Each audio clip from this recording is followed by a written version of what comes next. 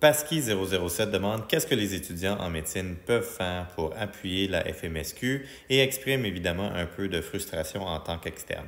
Pasky, je vous comprends.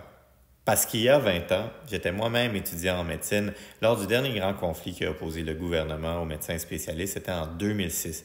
Rappelez-vous, quand les médecins spécialistes étaient tous réunis au stade olympique. À l'époque, les médecins spécialistes avaient aussi décidé d'arrêter toutes les activités d'enseignement et je me rappelle à quel point je trouvais ça injuste et frustrant parce que je savais que le but recherché était de compromettre la graduation des nouvelles cohortes d'étudiants en médecine et ainsi mettre de la pression sur le gouvernement. C'est sûr que ça ne me tentait pas d'être un dommage collatéral d'un conflit qui me dépassait à l'époque. C'est sûr que ça ne me fait pas plus plaisir aujourd'hui. Je suis enseignant, vous le savez, vous me suivez. Dans mes vidéos, j'ai créé et je donne le cours de leadership à la faculté de médecine de l'Université de Montréal. On a travaillé là-dessus pendant des mois, pendant des années, et là, c'est sur pause. Ça me fait pas plaisir de savoir qu'on fait payer le prix aux étudiants en médecine. Mais, c'est qu'il n'y a pas beaucoup d'autres moyens de pression sur lesquels les médecins spécialistes peuvent agir pour faire valoir leurs revendications. On ne peut pas faire la grève, on ne peut pas faire payer le prix des tensions avec le gouvernement aux patients. On ne veut pas faire payer le prix aux patients. Les patients ont droit à des soins de qualité et on veut être là. Fait que qu'est-ce qui reste? Bien, il reste notre ardeur puis nos valeurs. On ne peut pas accepter l'inacceptable. Puis il y a beaucoup de parallèles à faire entre le projet de loi 106 et la loi spéciale qui avait été édictée à l'époque et qui avait causé l'augmentation de tensions entre le gouvernement et les médecins spécialistes. C'était une loi spéciale qui forçait les médecins à travailler, qui les empêchait de prendre justement des moyens de pression et qui les menaçait de lourdes sanctions financières. Donc, qu'est-ce que vous pouvez faire concrètement comme étudiant en médecine pour soutenir les médecins spécialistes? Bien, la première chose, c'est de vous informer. Vous allez être une source d'information dans vos familles, dans vos amis. Les gens vont vous poser des questions, vont essayer de comprendre qu'est-ce qui se passe dans ce conflit-là.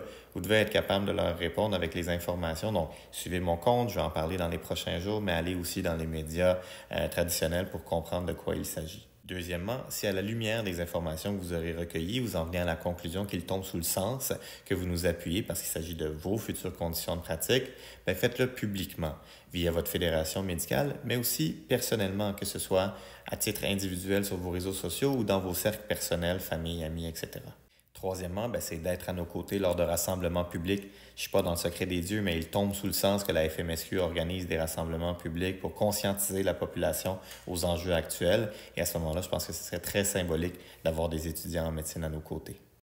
Et finalement, ma dernière idée, c'est celle qui prend le plus de courage, mais c'est potentiellement celle qui aurait le plus d'impact. Il y a la loi 83 qui a été adoptée et ça vous impacte directement. C'est la loi qui vous impose des pénalités financières allant de 20 000 à 100 000 par jour si vous décidez de quitter le Québec au terme de vos études en médecine. Ça, c'est presque 20 millions de dollars par année. C'est pas n'importe quoi comme pénalité. Je connais aucun autre domaine ou juridiction à travers le monde qui décide de pénaliser ses étudiants à un si jeune âge et de compromettre leur avenir s'ils prennent une décision de ne pas rester dans un territoire au terme de leurs études.